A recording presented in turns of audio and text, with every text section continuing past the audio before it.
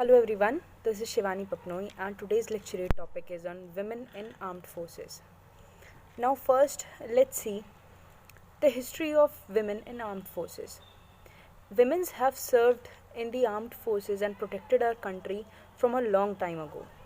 Even in the 90th century, during the British rule, there was a separate regiment for women where women used to enter into Indian army as nurses, and they have served in the first and second world war. Many women have even lost their life in those wars.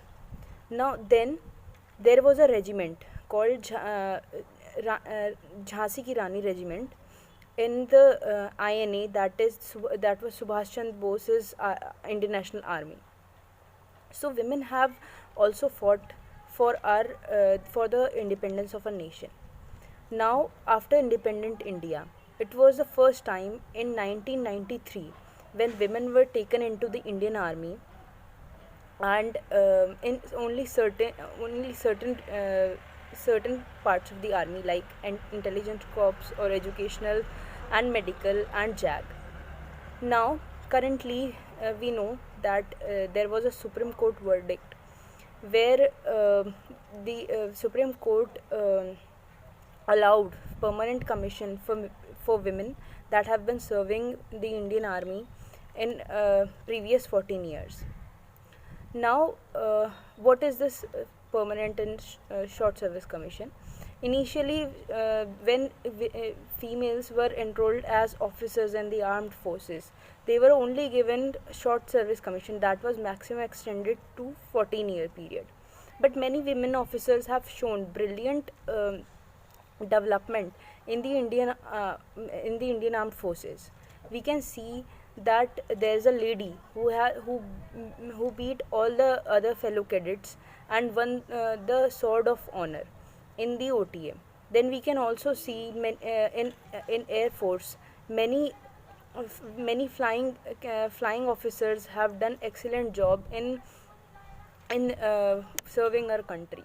So women have always shown passion and goodwill towards the Indian Armed Forces. Many female aspirants like me aspire to be in the Indian Army, but because of the short service commission thing, there was people were not that much attracted towards. Good morning, everyone. Today's my lecture topic is Women in the Armed Forces. The Air Force, Navy, and the Indian Army started inducted women as short service commission officers from the year 1992, apart from the medical streams, which has been inducting very earlier. And this was only for the first 5 years, and they could serve another 5 years. But in the year 2006, there is a revision of policy through which women can serve maximum 14 years through short service commission.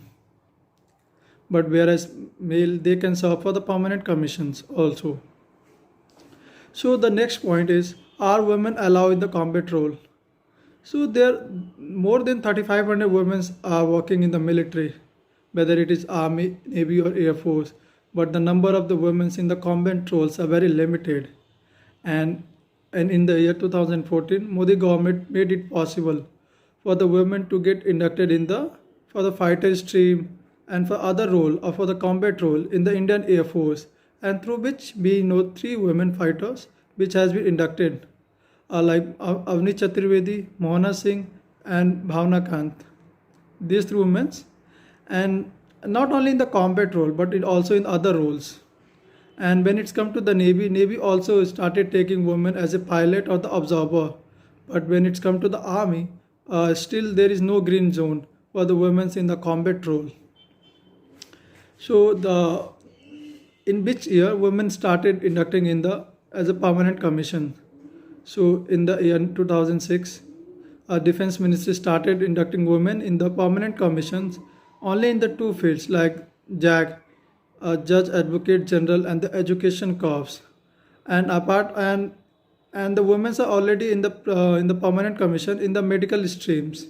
But in the current scenario in 2020, There more gates has been opened for the women for the permanent commissions in the army field, like electronics and mechanical engineers, signals, army air defense, intelligence, army ordnance corps, and many others. So many countries allow women in the combat role, and these countries' name are USA, Germany, Israel, North Korea, France, Canada, and they are taking part, fighting at the front zone level. So, uh, so in conclusion, if women wanted to fight in combat role or at front zone, we should allow them, because we have to create the facilities and infrastructure, because India is also going to become developed country in the upcoming years, or a superpower. So there will be the need of the women also. And secondly, like there is a advancement in the technology, so somewhere it will compensate. So through training, anyone can fight in the combat roles, and the training is same for the male and the women. So this will going to boost the military power if they allow women also. And apart moreover, like there is an intelligent need of use of weapons, so which anyone can use. So it's only come with training and the practice. So that's all. Jai Hind, Jai Bharat.